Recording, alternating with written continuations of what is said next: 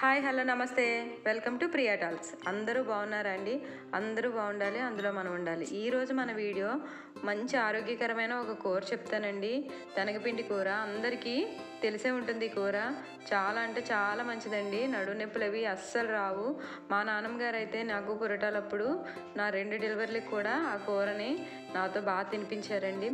దానివల్ల ఏంటో తెలియదు, నేను ఎంత పనైనా చేసుకోగలుగుతాను. నాకు కొంచెం నీరసం అనిపించదు, అంత బేగా నీరసం అనిపించదు. తొందరగా ఎంత పనైనా సరే నేను చకచకా చేసుకుంటాను. ఈరోజు ఆ శనగపిండి కూరతో పాటు ఇంకా వారానికి సరిపడా 2 రకాల పచ్చళ్ళు చేసుకున్నానండి. ఉదయాన్నే చల్లగా ఉంది కదా వాతావరణం, బయటన ఈరోజు అసలే సింహాచలం గిరి ప్రదక్షిణ నిన్నటి నుంచి మొదలైంది కదండి. ఎక్కడ ఏం అస్సలు టిఫిన్ సెంటర్లు అంటూ ఏం ఉండవు కదా. మా వాళ్ళు పూరి అన్నారు. పూరి ఎందుకు, ఫ్రైడ్ రైస్ చేస్తానని చెప్పి చక్కగా మంచిగా ఉదయాన్నే ఫ్రైడ్ రైస్ చేసి ఇచ్చానండి. వాళ్ళకి ఇష్టంగా తినేశారు. సండే అనే కాదండి, ఏ రోజైనా సరే వేడివేడిగా చక్కగా ఉదయాన్నే ఏ కూరతో ఆ కూరతో వేడిగా అన్నం తినేయడమే మంచిది. ఇగోండి, శనగపిండి అనేసరికి ఇలా ఉంటుందండి. శనగపిండి కాదండి, తెలగపిండి అంటారు దీన్ని.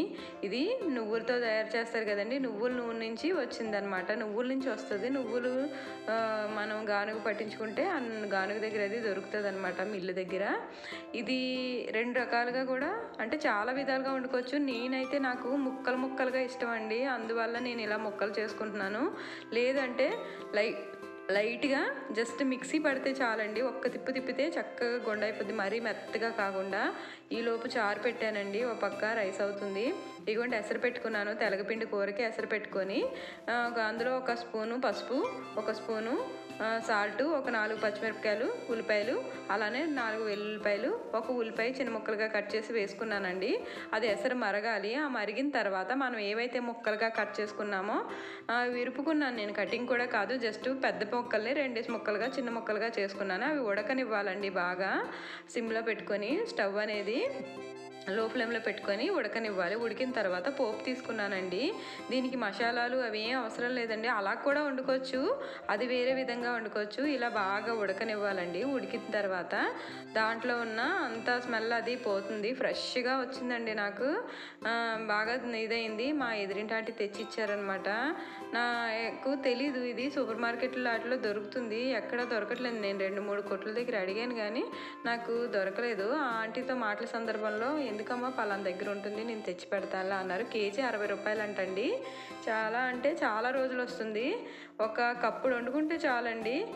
ఒక పద్ధతిలో వండాలి అంటే ఇలా ఉడకబెట్టి తీసుకొని దీనికి మళ్ళీ కాస్త ఆవాలు, జీలకర్ర, మినపప్పు, శనగపప్పు అన్నీ వేసుకొని పోపు పెట్టుకోవాలండి. ఎండుమిరపకాయలు, ఎల్లుల్లిపాయలు, పచ్చిమిరపకాయలు, ఉల్లిపాయలు, కరివేపాకు వేసుకున్నాను. అవి వేగిన తర్వాత ఇప్పుడు ఏదైతే మనం ఉడకబెట్టుకున్నామో అది నీరంతా వడకట్టేసుకొని ఆ పొడిని వేసుకోవాలండి. మనకి గుడ్డి పొడి ఉంటుంది కదా, ఉక్కిరంటాం మనం, ఎగ్, అలా వస్తుందండి. చూడడానికి అయితే అలా వస్తుంది. నేను మిక్సీ పట్టుకోలేదు కాబట్టి, అదే మిక్సీ పట్టుకొని పౌడర్ లాగా కచ్చపచ్చగా మిక్సీ పట్టుకుంటే జస్ట్ ఒక్క తిప్పితే చాలండి, మనకి చిన్న ముక్కల్లా అయిపోద్ది. దాన్ని మనం స్టోర్ చేసుకొని ఆనపకాయతో వండుకోవచ్చు, బీరకాయతో వండుకోవచ్చు, మళ్ళీ శనగపప్పుతో వండుకోవచ్చు, కందిపప్పు, అలా అన్ని పప్పులతో కూడా వండుకోవచ్చు అండి. బీరకాయ ఆనపకాయతో అయితే చాలా బాగుంటుంది. మీరు ఒకసారి ట్రై చేసి చూడండి. అన్ని వెజిటేబుల్స్తో కూడా బాగుంటుంది. బీరకాయ ఆనపకాయతో అయితే చాలా బాగుంటుందండి. నేను ఇంకా వేరే ఏ వెజిటేబుల్స్ వేయలేదండి, ఓన్లీ ఇలా వేసాను. ఇది వేగిన తర్వాత కొంచెం వేయించుకొని 1 హాఫ్ స్పూన్ జీరా పొడి, 1 హాఫ్ స్పూన్ ధనియా పొడి, అలానే సాల్ట్, ఉప్పు తగినంత, కారం 1 స్పూన్ వేసుకున్నానండి. ఇది కొంచెం తీపిదనం వస్తుందండి, అందుకని కారం వేసుకుంటే బాగుంటుంది. ఇప్పుడు ఒక చిన్న టీ గ్లాస్తో గ్లాసు నీళ్ళు వేసి, ఇంకెక్కువ వేయకూడదు, అలా మూత పెట్టేసే ఉడికించుకోవాలండి. అలా మూత పెట్టి ఉడకడం వల్ల బాగా లోపల ముక్క అనేది ఉడికి మంచి టేస్ట్ వస్తుందండి. చాలా అంటే చాలా బాగుంటుంది. ఫైనల్గా కొంచెం మిరియాల పొడి వేసుకున్నాను. వేసుకొని ఇంకొకసారి ఇది అడుగు పట్టుతుందండి, అందువల్ల నేను మీడియం ఫ్లేమ్లోనే పెట్టుకోవాలి. స్టవ్ అనేది దగ్గర ఉండి కలుపుకుంటూ బాగా ఉడకనివ్వాలండి. ఎంత బాగా ఉడికితే అంత బాగుంటుందన్నమాట కూర.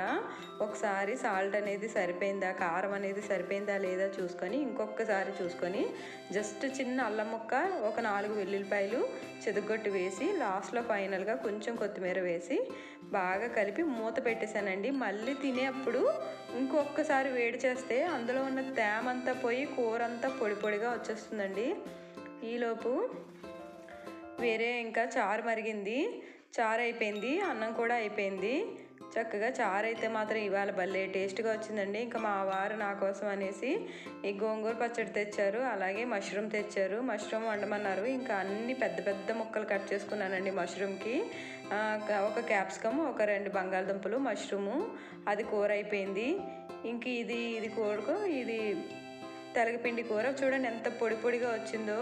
వాటర్ అంతా ఇంకిపోయి మూత పెట్టేస్తాం కదా, అప్పుడు అలా వస్తుంది అనమాట. రైస్ అయిపోయింది, చారు అయిపోయింది. ఇంకా బీట్రూట్ పచ్చడి కూడా చేస్తానండి. ఇంక ఈ వారంలో ఇంకా 2-3 పచ్చళ్ళతో ఇంకా ఈ వారం అంతా ఇలా గడిచిపోద్ది. ఫ్రిడ్జ్లో పెట్టేస్తాను ఇవి. నా వీడియోస్ నచ్చితే తప్పకుండా లైక్ చేయండి, షేర్ చేయండి, కామెంట్ చేయండి. ఉదయం రైస్ అండి ఇది. Bye, take care.